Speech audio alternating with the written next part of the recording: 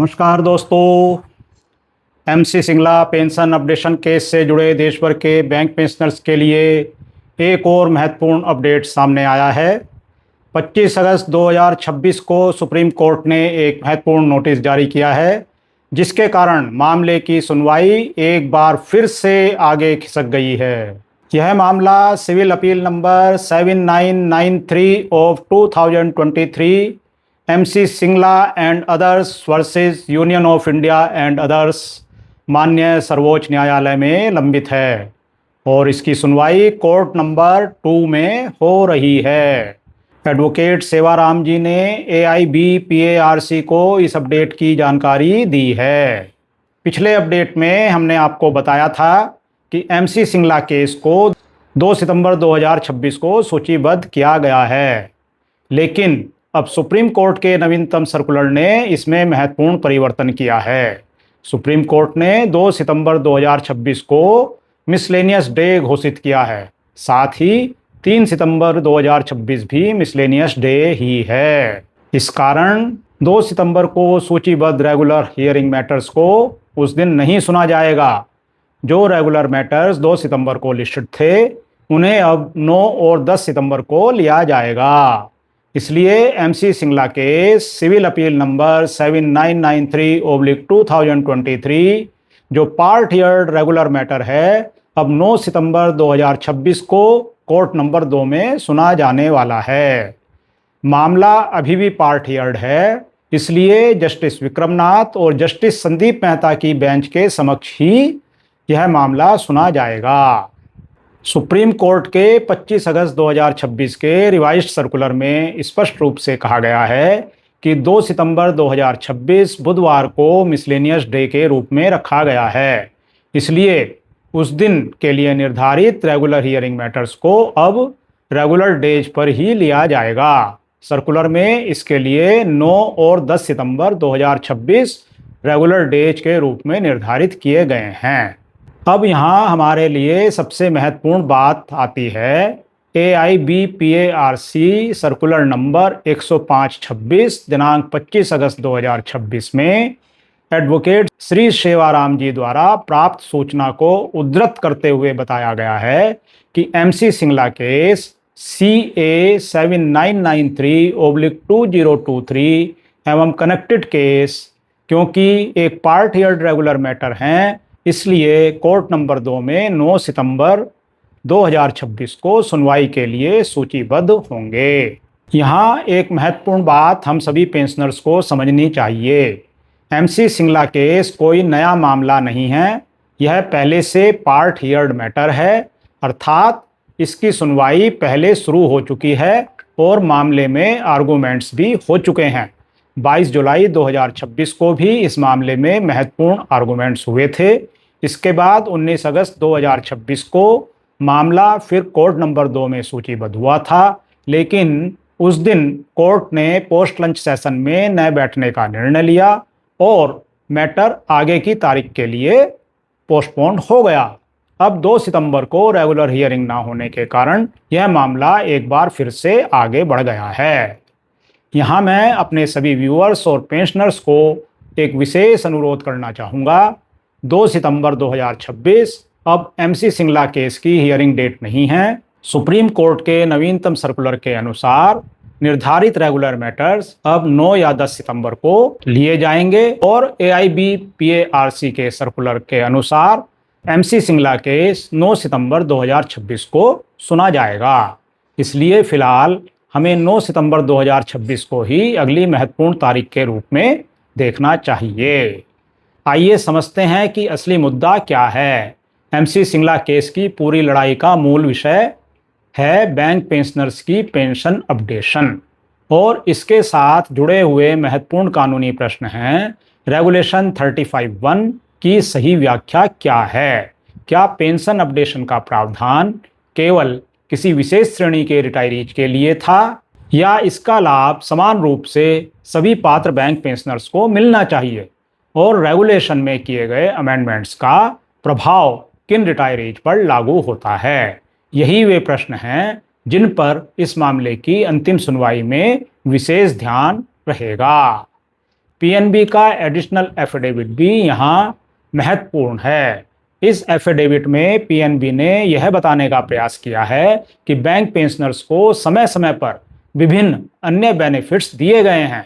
इनमें 100% DA neutralization, ex gratia, family pension में सुधार और अदर पेंशन रिलेटेड ऑप्शंस आदि का उल्लेख किया गया है। लेकिन पेंशनर्स की ओर से उठाया जा रहा मूल प्रश्न यह है कि क्या इन बेनिफिट्स को पेंशन अपडेशन के स्थान पर विकल्प माना जा सकता है, या पेंशन अपडेशन का प्रश्न अपने आप में एक अलग स्टैट्यूटरी रेगुलेटरी इशू है।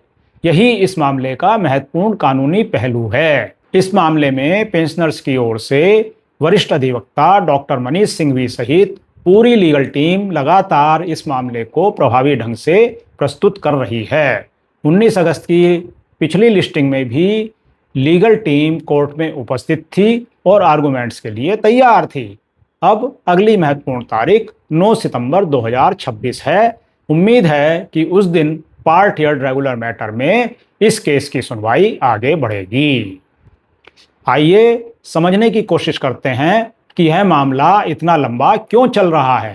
पहला सवाल है, असल मुद्दा क्या है?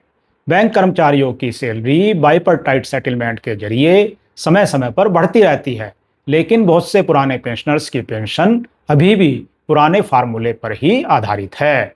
इससे पुराने और नए पेंशनर्स के बीच भारी अंतर पैदा हो गया है। पेंशन अपडेशन पेंशनर्स की मुख्य मांग है। दूसरा, रेगुलेशन 35(1).